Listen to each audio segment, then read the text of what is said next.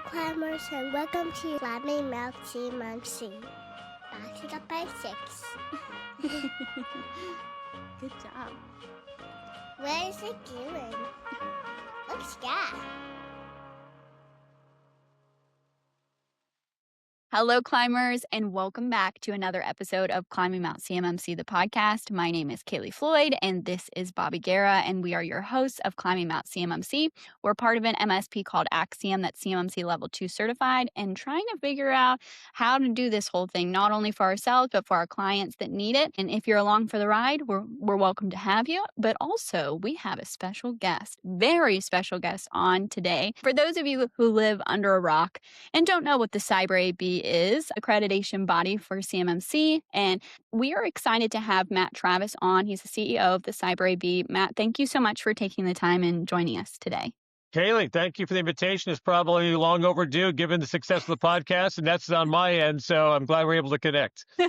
No, we're thrilled to have you. I mean, we saw you at, what was it, CMMC Midwest this year in 2026, and we were like, you know what? If you're free, if you just happen to have about 45 minutes, what if you talk to us about some things? And honestly, Bobby's going to take it over, but I did want to say that our goal today is kind of to get a different perspective on, I know that Matt talks about the ecosystem as a whole, as well as where the CyberAB is involved, which is very important. But we have a little tiny group over here called MSPs, that are under the label of external service providers in CMMC. And there's just some really interesting things happening in the ecosystem. Obviously, it's still in the infancy of it all, and we're figuring this thing out. January of 2025 is when CMMC Level 2 assessments were allowed to actually start happening and occurring with C3PAOs. And it's been really crazy to go through this journey as an MSP, going through multiple different client assessments and whatnot. And we're just really excited to dive into certain aspects about this today. So yeah, I'm thrilled. Bobby, I'll let you take it over because I know you're eager to steer this. Matt, let's kind of let you start off, because I'm going to be honest here. Like, when I first was getting into the system, I thought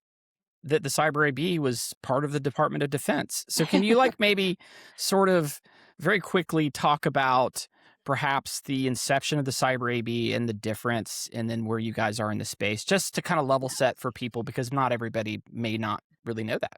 Right. Absolutely. And in doing so, I'll start off by just reminding everyone, as you point out, we are not part of the Department of Defense. We are a nonprofit, independent 501c3 charitable organization. And so on that note, nothing that I say should be construed as representing anything, any policy or positions of the Pentagon or the U.S. government.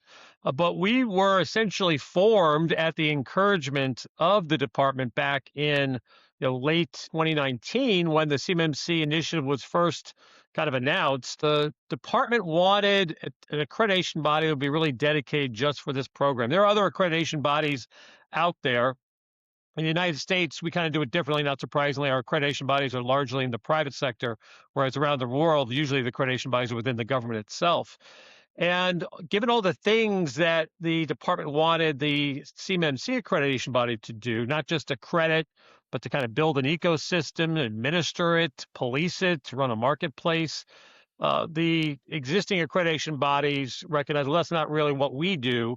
And so the AB was really formed by an original board of directors who volunteered. They came from the defense sector, from the cybersecurity, from CMMI, and really formed the organization. But from the onset, it was always intended and designed not to be part of the Pentagon, but to be an independent nonprofit. Given that perspective, what are some challenges you think that you see? You're glad are in your rearview mirror, right? And what are some that you see before you? Well, I think if we're honest with ourselves, that those early board of directors before I showed up, I'm not sure they all understood what an accreditation body does, because they came from the defense sector or the cyber sector or the audit community. And we at our core exist really do three things as it relates to CMMC: to ensure that every level 2 certification assessment is done competently, that the C3POs know what they're doing. They're using certified assessors and CCPs that have been certified by the CAICO, that they are conducting these assessments consistently, that they're following similar procedures, and that if you're a small business in Texas, that you are getting essentially the same type of assessment procedurally, as well as the rules that Lockheed Martin or Boeing would be getting somewhere else in the country.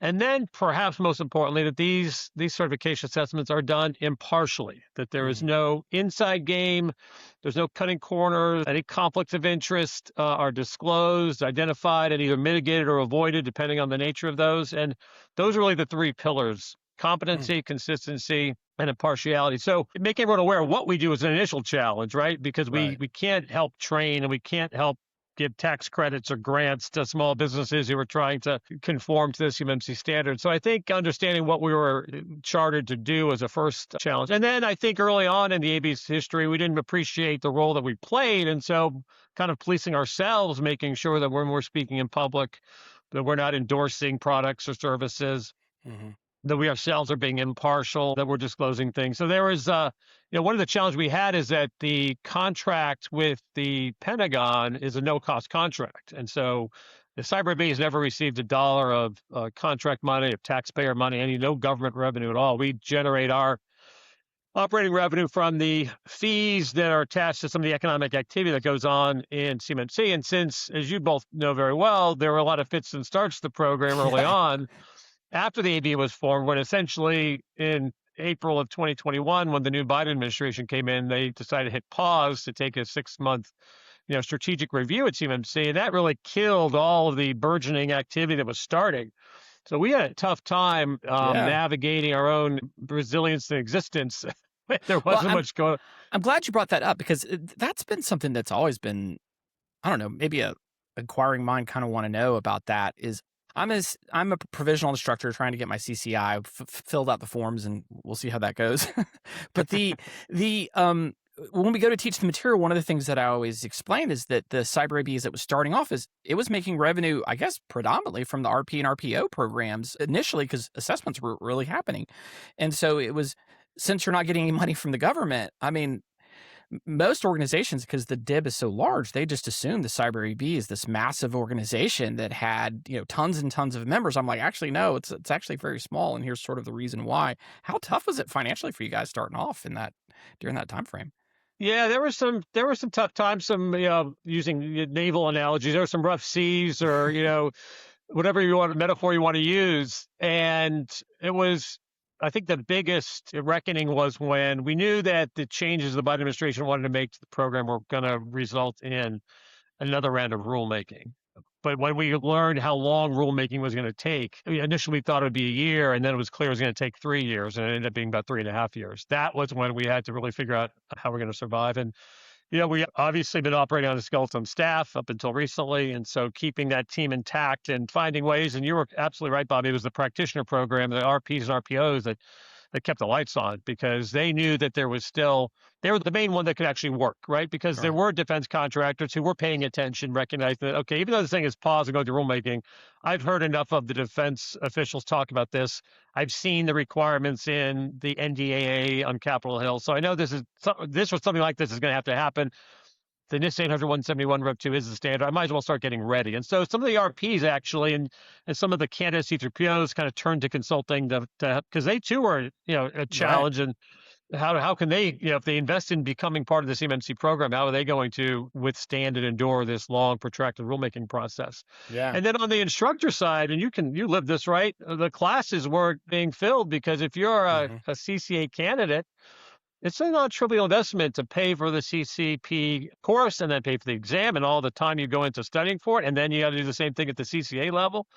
And then you can't monetize that credential because other than we had some joint surveillance program with DIDCAC, we did some pilot stuff to try to get people some experience. Long-winded way of saying those were some heady times. I'm glad they're behind us. But yeah, Are you seeing a good trend now? Are you guys happy with the trajectory financially for because obviously the CyberAB is critical to the infrastructure. Are you guys happy with the position? We are hiring now. I just hired a chief operating officer. We've just made an offer out to a compliance officer whose full-time job will be to police the ecosystem as well as doing some of our own internal compliance requirements. We'll be hiring a communications specialist. We don't communicate very well, whether it's our website, social media. There's a lot of improvement to be done there. So now that the operations of CMMC are underway, we've got C3POs over 105 active in the marketplace. For everything I'm hearing and from them, what they talk to us on a weekly basis, they are busy. And even though, that level 2 requirements aren't yet requirements, the department certainly reserved the right to start putting some of those in contracts, and we're seeing that. But even without that, just the fact that the rulemaking is over, I think spurred a lot of activity. So I am pleased. We're seeing a good uptick across all parts of the ecosystem, and I suspect that will continue. Yeah, we grew 70% last year. I mean, it has That's just great. been a hockey stick, like, but, I got my CCP 2022. The test hadn't even come out yet, so, everybody I think that started CMMC in the early days, like they have their kind of, I went uphill in a snowstorm both ways to school kind of story that they talk about. Just because it's such a burgeoning industry, and it still is, it's still finding its sea legs in a lot of areas. But a lot of positive signs, a lot of things that are indicating that we are trending in the right way. Let's talk a little bit about the ecosystem as it's starting to continue on its transition. In 32 CFR, they have several tables, and I want to highlight one of them I'll share in just a second. But it sort of talks about in the SMB space, and managed service providers provide, like, typically that's our focus. Most MSPs are focusing in the MSP space. And I don't know, maybe you might agree with this percentage, but it seems like small businesses account for like 70% of the DIB space. Does that sound reasonable to you? It seems like that way with the numbers that I'm seeing here as well. But informally over the years, those are the kind of numbers you always hear that 85% of the nation's critical infrastructure resides in the private sector, and about 70% of the DIB is small and medium-sized businesses. But I don't have any empirical data other than kind of what some of the NDIAs and other trade associations publish. But clearly, having been a defense contractor of my own, a small business, I think that sounds right, given most of the companies you interact with are small, and then some of all of you eventually are working for larger primes. But it's a huge part of the DIB. And I think when you talk about CMM, I'm sure we'll get to it, some of the challenges of the program is making sure we're not chasing out those small companies who find the requirements or the cost of the requirements too much to handle. Yeah, so let me share the screen here. So this table 5 in the 32 CFR final rule, in here it has the estimated number of entities by type. And this table 5 that we have, which I guess is on page 83176, that's great. But in this one, it talks about the small businesses and other than small businesses. It's saying in this, their estimate is 163,000, almost 164,000 organizations they're considering in the small. They're going to have to either get level 1, level 2, level 3, right? What's the challenge with that number, and how accurate do we feel that is? Certainly the Pentagon, through all of its, Defense Contract Management Agency, and I think a lot of those numbers came from contracts, right? I think they weren't taking a roll call of companies, but rather looking at all the contracts and the known or estimated number of subcontractors supporting those contracts. And so I frankly think the number is probably larger than what you see there. Yeah. And of course, at the EB, we're really looking just at level 2 certification, not to dismiss level 1 or level 3. And so that total, 76 and change. Generally, we talk about level 2 C3PO assessments, 80 to 110 is kind of the range that I hear about. Regardless, it's a big number, as you rightfully point out. And so obviously, one of the questions we get asked all the time is, can ecosystems scale to the sufficient level to meet the demand signal of that level 2 certification assessment?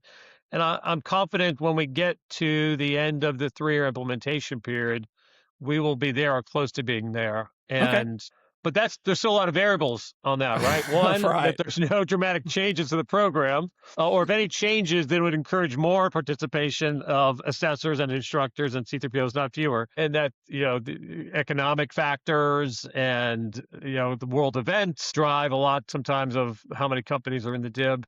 But I think as just a starting point in terms of understanding the community that needs to be served by the CMMC ecosystem, that's certainly a big number, but one that I think what's nice about the way CMMC was designed, I mean, if you were to tell me that a bunch of government inspectors have to service that, well, then that's a huge lift of trying to, but there's an economic incentive for C3POs and individual assessors to be part of CMMC, right? This is the whole premise of the program was to take advantage of those supply and demand dynamics.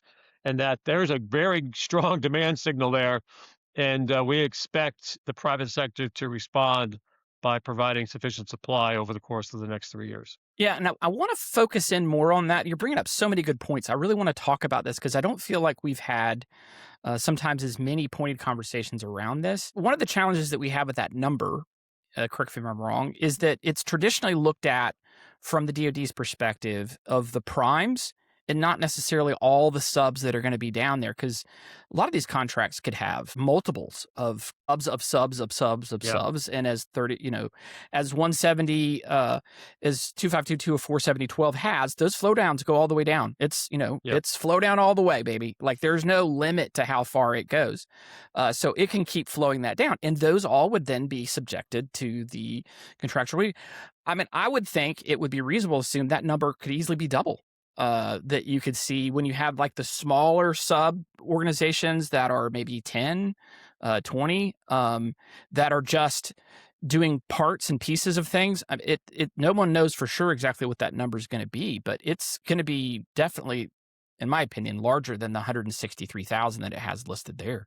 And I think, Bobby, that's why you see the department bifurcated level 2. Because, again, not speaking for them, but my interpretation of that is they wanted a couple dials that they could adjust depending on how quickly and how well the ecosystem was scaling. So as we get into level 2, entering into contracts, if there's a sense that there's a backlog and a lot of level 2 companies are having to wait 6 to 9 months to get a C3PO availability, well, then they can put more self-assessment requirements in contracts, right? So they're not going to be flooding the procurement lanes with level 2 C3PO requirements if they know that there's a bit of a bow wave of backlog. So I think that's one tool that the department has now. As GA reported out, well, if the whole goal is to get level 2, certified, that doesn't necessarily help in terms of, protecting, CUI, but I think we all recognize that this is a very ambitious conformity assessment initiative, and I credit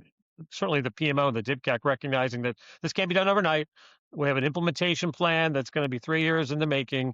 We all need to be patient. We need to make sure that we're keeping track of the growth, and if all of a sudden we find ourselves off pace, then we'll need to revisit how we incentivize better, more participation for assessors and C3POs. But I'm feeling okay where we are right now, but I'll, every month, every week, frankly, but we're looking at those numbers very closely in terms of how we're scaling.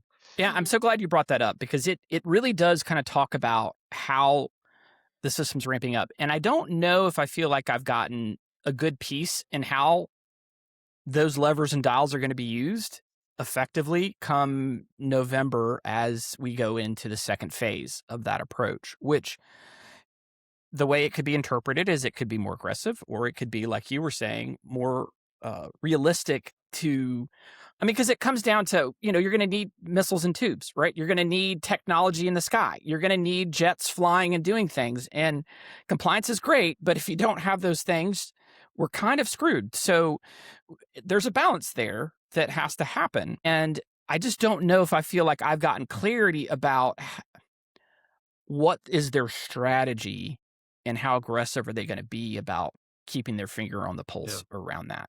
Have they given you guys any indication about that?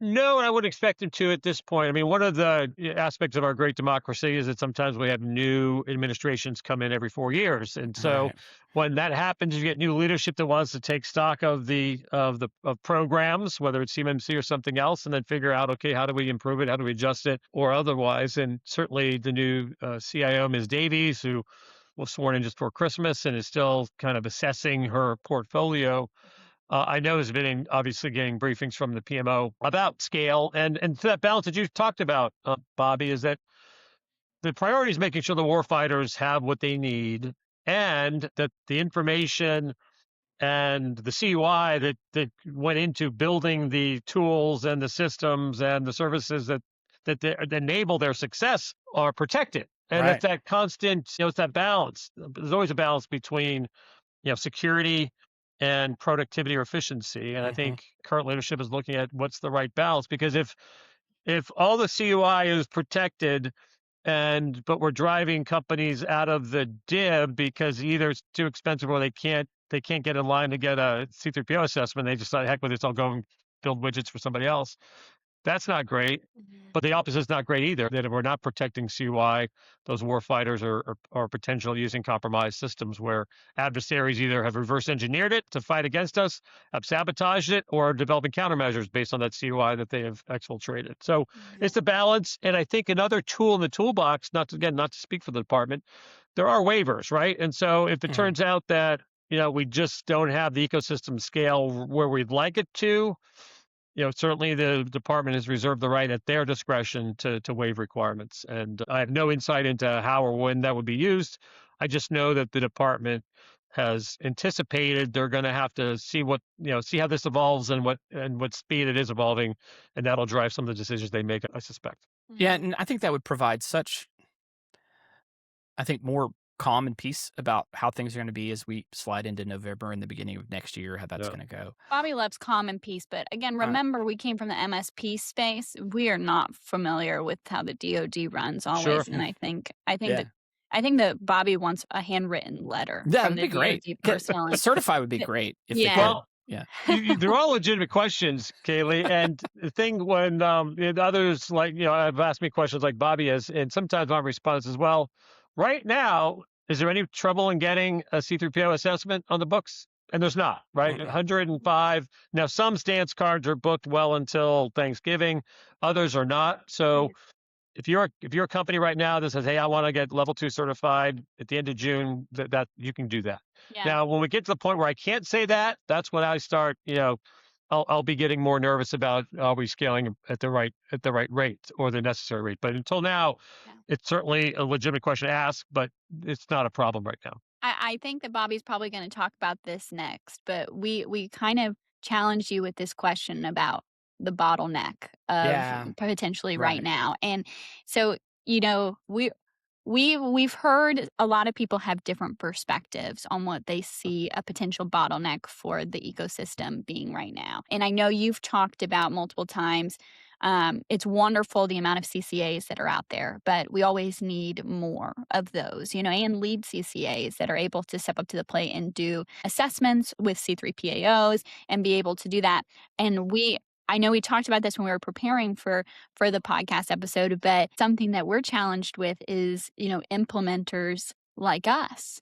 How many of we look around and we're like, how many of us are there, right? How many people are also doing this?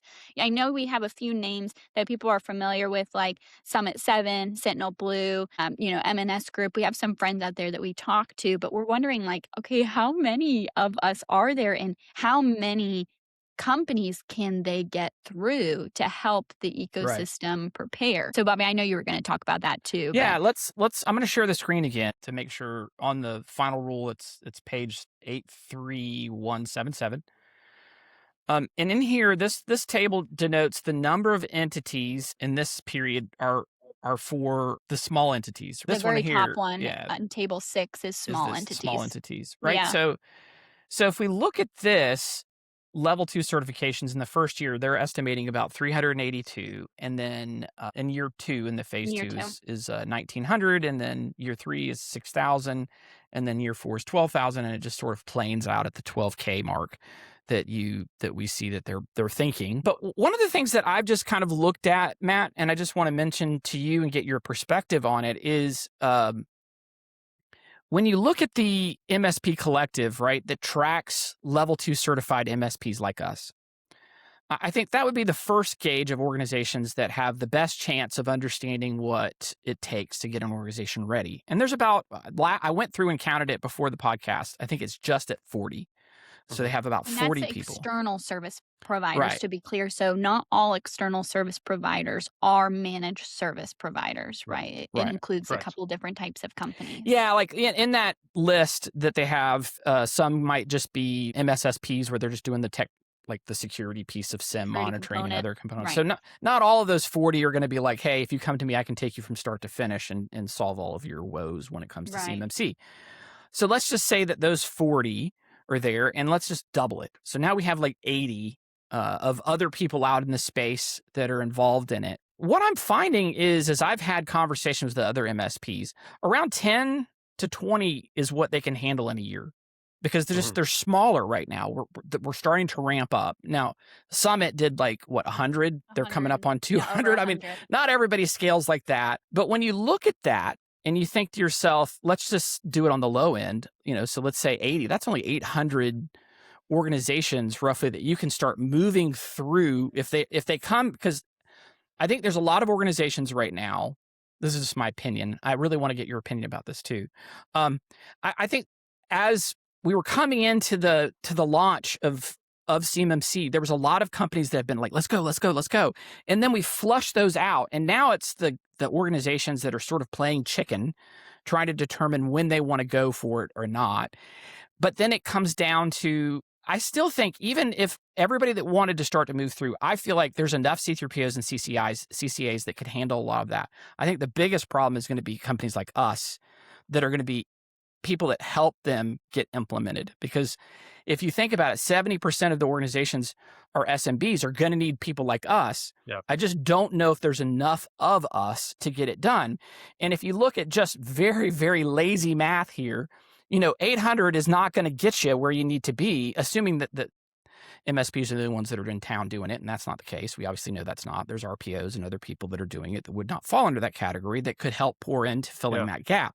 But still, you can see that gap could be pretty significant that can start to happen of implementers of these organizations. What do you think about that? Well, you kind of touched on a distinction that I make, which is, there are implementers to help OSCs, meet the standard and prepare for their certification assessment. And then there are entities like yours that actually help OSCs run their networks. And so for you, and you mentioned the RPOs, we have 410 registered practitioner organizations. Where training's outdated, the quality varies among those greatly. That's a problem that we fortunately been well aware of, and now with resources are starting to do something about it. But they exist because what the department asked us to do with the RPO program was we don't want, especially small businesses in the DIB, to be susceptible to snake oil salesmen who don't know anything about CMMC, offer to help them, and then don't know what they're talking about. So all the RPOs, we do a background check. They have to have at least one person take some modest training, pass a modest exam. And ostensibly, they are following the program, attending the town halls and all of that. But not all of them are MSPs. So I think in terms of, is there enough help out there to help you understand what the requirements are and to start implementing? I think there's, again, we have 400 companies that could help do that. But I don't think the department recognizes how many companies within the DIB, rely on MSPs to run their networks. It's going to be very few that have their own tech stack that they manage themselves. And I think, I know we'll get into this, but the MSP function was something that I think was very much underappreciated, underestimated as CMMC was being formed. It always struck me that you could read NIST 800-171 and never see the term managed service provider. Right. I don't think you don't see that in any of the DoD assessment guides, the scoping guides. It wasn't until we saw 32 CFR where we got the external service provider. Right. We can talk about whether how helpful that is or not, but it is one of those, and I think some of it was just how quickly technology evolved in the economic model where MSPs were relied upon overwhelmingly for a lot of companies, even outside the DIB. When I was at CISA, we saw MSP being the targets of cyber threat actors. I mean, the MSPs were the primary target because of what they do and the data that they had access to. And so I think CMMC has been catching up to that realization that you can't solve the problem of protecting CUI if you're not fully and coherently incorporating the role of the MSP. And then to your point, Bobby, is the volume of MSPs there to support those numbers that you cited in terms of who are going to need implementation or sustainment help to maintain their networks? Yeah. And again, I would come back to, one, it's a great opportunity for MSPs, and I would hope that would encourage more businesses to get into this sector. It surprises me we saw a pretty prominent MSP kind of incur some trouble here a couple of weeks ago and ended up kind of liquidating and being sold off to two different other companies. So that I haven't done the forensics there, but I would think it's a pretty rich market for MSPs. That doesn't mean the demand signal will be satisfied, but I always look at, are there enough people to help companies prepare for CMMC? I feel pretty good about that. Are there enough companies to help defense contractors run their networks and actually, maintain requirements to the standard, that's a different question. Right. I was thinking about this too. I'm glad that you brought up RPOs of helping people get ready too, because I feel like there's a different type of getting ready for CMMC that a MSP, that a managed service provider has to do. I might be a bit biased on that Mhm. because that's where we came from. And the tool stack that's included, the way that we service our clients, there's so many intricate spider webs that are intertwined that even if you get, let's say, which I talk to many contractors, small businesses on a day-to-day basis that have, an MSP that is not in the CMMC space, but is willing to help them out. And they try to bring somebody in, let's say like an RP or RPO company. And they're, those types of organizations still, even with the help that they can provide for CMMC basis, there's a different type of level of understanding that needs to happen for that Yeah. MSP. It's talking a different language that not all RPOs can do, Yeah. because it is more technical and there are things that are intertwined. And then, you layer on top of that, a lot of the conversations I have with C3PAOs, the problem that they have in phase one is the MSP. The MSP is Yep. not ready.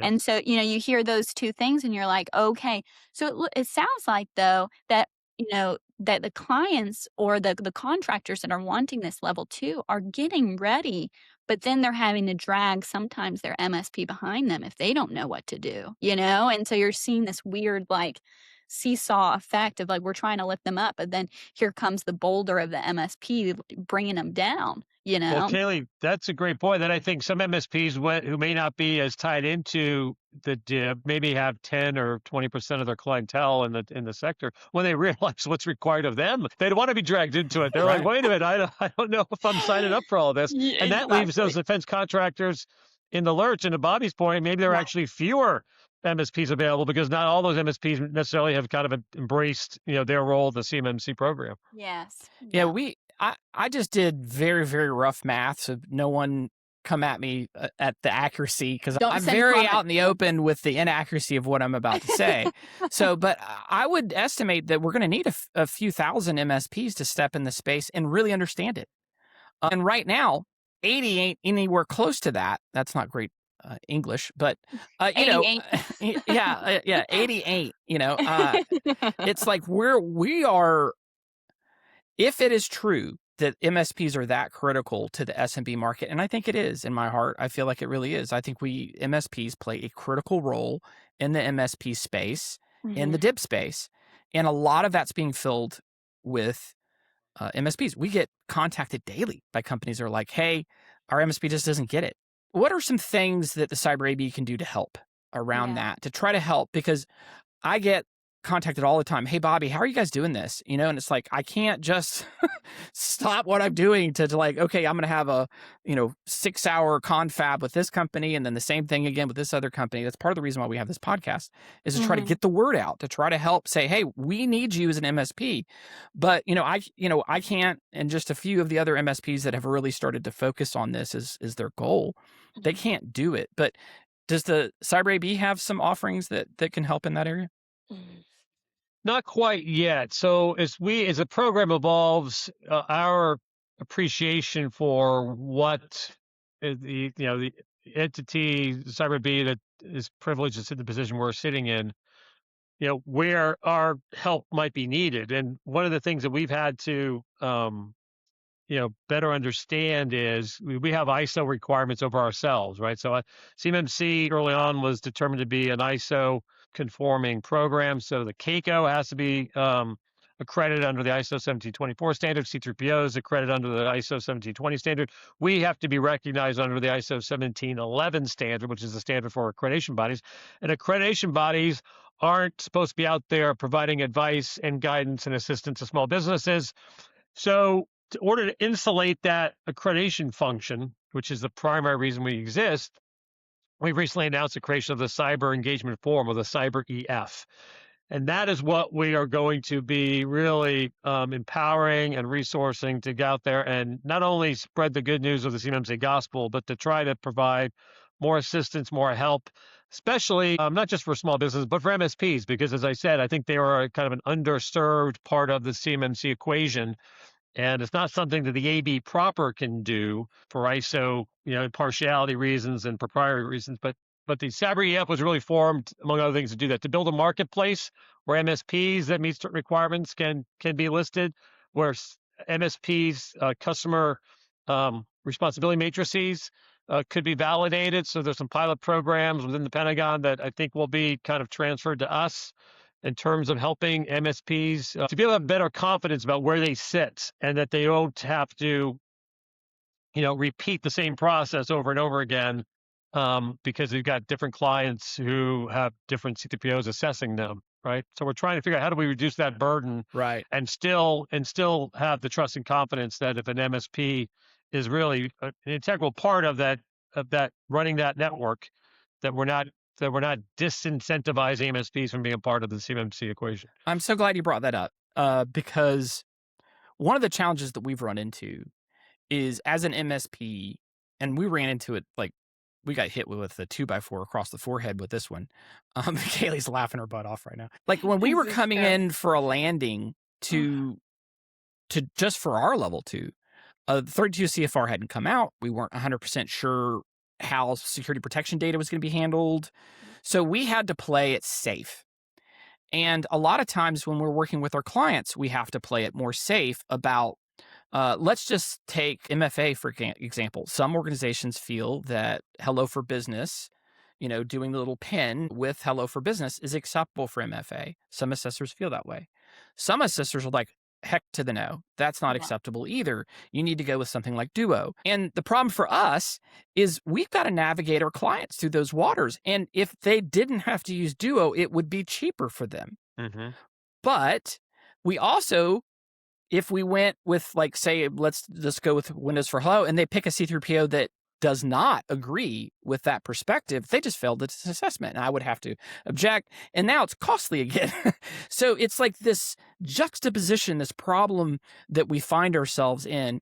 Is that new program going to help with defining those types of things so that organizations like us can feel more comfortable about saying, well, in the body, it says that Hello for Business is acceptable. Is that where that's going to kind of go, to where we can start having almost like the case law that we can kind of sort of go back to kind of say, see, this was acceptable. Is that how that's going to possibly be? It is, Bob. We call it the CMMC body of knowledge, and or BOK. And that's something that the Cyber EF will kind of bring to life and maintain and curate. The process by which what goes in there and how is that validated, I think it'll be a combination between the A, B, and R equities in terms of accreditation consistency. The DoD, both the PMO and the DIBCAC who have equities in these types of questions, and even other groups like the MSP Collective, the CMMC Industry Standards Council, other groups out there that are, mostly, not private companies, but, the groups that have formed. We've got a CTPO Advisory Council and coming up a way where if we're putting, because your point is spot on, you look at this 171, we have 110 things you got to, 110 research security requirements, but 320 things you got to do, or things that are going to be looked at. There's more than one way to skin a cat, but how many ways are there to skin a cat? How many legitimate ways are there to skin a cat? How do I find that? Yeah. And that's what's missing. And that's, I think, again, what I think a year into it now of level 2 certifications being conducted, we realize that we can't just rely on 32 CFR and NIST 171 and the CAP. We need a place that is more, not a living doc, but a kind of a contemporaneous source of not truth, but best practice, accepted practice, and enough C3POs say, yep, I think that meets requirements, and the DIBCAC agrees. Well, then we'll put it in there. That's exciting. That is so exciting. So we're working towards that actively. I don't have a time frame from you, but very encouraging meetings with DOW in May, and we are driving towards that. So one of the main goals, just to shift gears here, of the Cyber AB is to protect the ecosystem. And it can be challenging for organizations that are like, look, our goal is to try to help save these companies money.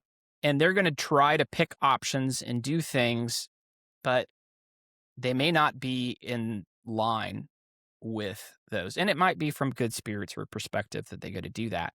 So I could see where it could be very challenging for the cyber AB to kind of regulate and work with MSPs, C3POs that aren't handling things correctly.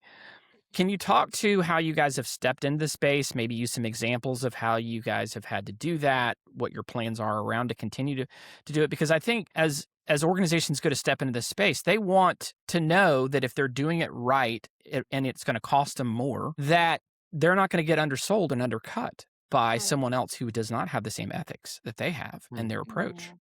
Yeah. What wanted posters have you put up? So no. Well, we're close to that because we came across just last week a bogus level 2 certificate that a non-C3PO generated, taking a valid UID from another C3PO, and some poor DIB company was snookered into. I won't get into that. So that might be the first wanted poster. That's a relatively new case we're working on. It's a terribly important question, Bobby. It's, again, why we exist, one of those 3 pillars, or 2 of the 3.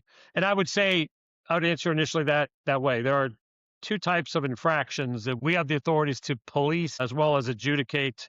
So we're the detective and the judge and jury in a lot of this. Some of those are technical infractions, right? So to make sure that if a C3PO is allowing certain approaches or technologies or services, making sure that they in fact meet the security requirements of the NIST standard. And to your point, companies want to find, if MSPs going to want to find efficiencies, the OSC. So we have to be ready to evolve as people come up with innovative ways to meet requirements. And then there is the ethics piece. Are people cutting corners in terms of what they know is either the letter or spirit of the rule? Now, in some cases, it's like, you pour water. Water's always going to find the quickest path to freedom. Yeah. So I think C3POs, now that it's game on and, there are business competition pressures there, that, some OSCs are putting in bake-offs, who can do it, for the cheapest. And C3PO's like, well, if I have to bid this, how am I going to do it for that? Right? That's what we really have to look closely at. We certainly can't have certificate mills, but we also need to make sure that that MSPs aren't getting too chummy with C3POs, where there's, they could certainly, a C3PO who is not allowed to help implement or prepare if they want to certify that defense contractor, but they can refer them to an MSP or an RPO who could help them. And there's a difference between referring and endorsing, right? So we're on the lookout for joint marketing, endorsements, a little too close for comfort. C3POs need to keep their distance from MSPs, RPOs, MSSPs, CSPs, if they intend to certify the clients of those entities, right? If they don't, and then that's what they should be doing, right? Yeah. Identifying potential conflicts, then mitigating or avoiding, depending on what's going on. I think nothing will undermine. I'll just finish. I think nothing will undermine the legitimacy of the program quicker if we don't do our job well in this area. Yeah. How could people report that to you? Complaints at cyberab.org. As simple as that. We can maintain your anonymity, and even if you don't have hard evidence, if you have concerns, we've got some wide authorities. These are administrative authorities, right? We don't have the power of the government behind us, and we can only take action against those that are in the ecosystem, right? So if there is a company that's not an RPO, an RP, or an instructor, or an assessor, or C3PO, we will contact them. We will, whether it's irresponsible marketing or something. But clearly those who are under our authorities, we have everything from a kind verbal reminder, you shouldn't do that, to a written, letter of instruction, letter of reprimand, and ultimately suspending or completely removing their credentials, and they're out of the program. Yeah. I know we're getting to the very end, but I did want to ask just one quick thing before we close today, which is something that has happened more recently. And I just wanted to get just a short, story or perspective from you. CAICO and what has occurred in the ecosystem recently and what CCPs and CCAs can look forward to in the future. Just because I know, again, this is such an important part. I mean, I cannot stress enough. I encourage people to take the CCP course like it is breath that I breathe. I just went through it and passed my CCP, and Congratulations. it was really eye-opening to go through. So I greatly encourage anybody that I'm talking to go through this. But if you want to give just a brief description of, because I know ISACA just recently took over and is going to be running things as well. So did you want to share just a little bit about that for people that are going into the ecosystem right now before we close? Absolutely, Kaleigh. I'll go back. We started the discussion about some of the history. I'll go back to that history because initially, when this was all started, the Pentagon wanted the AEB to do everything, to do the accreditation and to train and certify the assessors and the CCPs. And then once they realized, well, we really should put this under ISO. Okay, well, now we can't have the AEB do everything. And so the plan was always to find a good home for the CAICO.